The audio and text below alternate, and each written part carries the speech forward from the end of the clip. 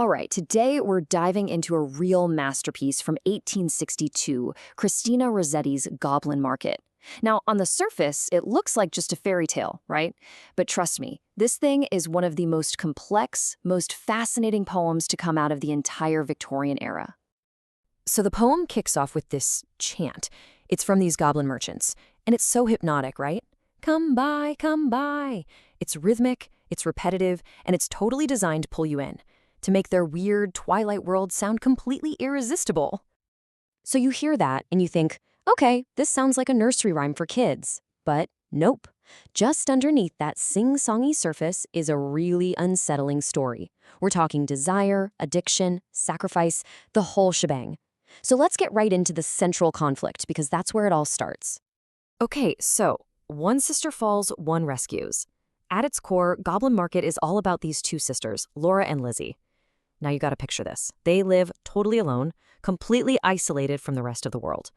And then this temptation shows up. It's alluring, it's dangerous, and it's gonna test their relationship to the absolute breaking point. And these two sisters, they're complete opposites. You've got Laura, who is all about curiosity and impulse. She's driven by her senses. She wants that forbidden fruit. And then there's Lizzie. She's the cautious one, the voice of duty. She's the one who's like, hey, remember what Mom warned us about? She's trying to keep them both safe. So the story unfolds in these 5 key stages. It's a journey, really, from that first moment of temptation all the way to redemption. And what's wild is how quickly it all escalates. I mean, it goes from Laura just being curious to a literal life or death situation. And it's Lizzie's choice, what she decides to do when she sees her sister fading away. That's what turns this whole thing from a simple cautionary tale into something way more profound. It becomes this incredible story of active, heroic sacrifice. This is where things get really interesting, because that story of temptation and rescue, it seems pretty straightforward, but it's not. Not at all. Depending on the lens you use, Goblin Market isn't just one poem. It's this incredibly rich allegory that you can read in a ton of different ways. I mean, scholars have literally spent more than 100 years peeling back the layers of this thing. What looks like a simple fairy tale is actually a vehicle for some of the biggest social and religious questions of the Victorian age. You could say it's like 4 different stories, all woven together into one. And this is really the genius of the poem. You take the main symbols, the fruit, the sisters, and you can see them through all these different lenses, each one tapping into a major Victorian anxiety. So is it a Christian story about the fall of man and redemption? Yeah. Is it a critique of early capitalism? Absolutely. Or is it a powerful feminist statement about women saving women? The amazing thing is the poem supports all of these readings at the same time, and that's why we're still talking about it today. Let's zoom in on the fruit for a second, because it's the most powerful and, well, flexible symbol in the whole poem. It's everything at once. It's the forbidden knowledge from the Garden of Eden. It's a symbol for dangerous, transgressive pleasure. It's like an addictive consumer product you just can't stop buying. It promises heaven, but as Rossetti taps it so perfectly, it's honey to the throat but poison in the blood. And this brings us to their relationship, which is so much more than just sisterhood. This bond is the absolute core of the poem.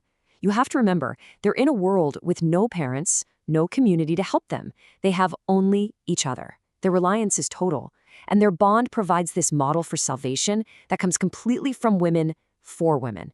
There's no Prince Charming coming to the rescue here. Okay, let's talk about the power of the poem, because it's not just what the story is, it's how it's told.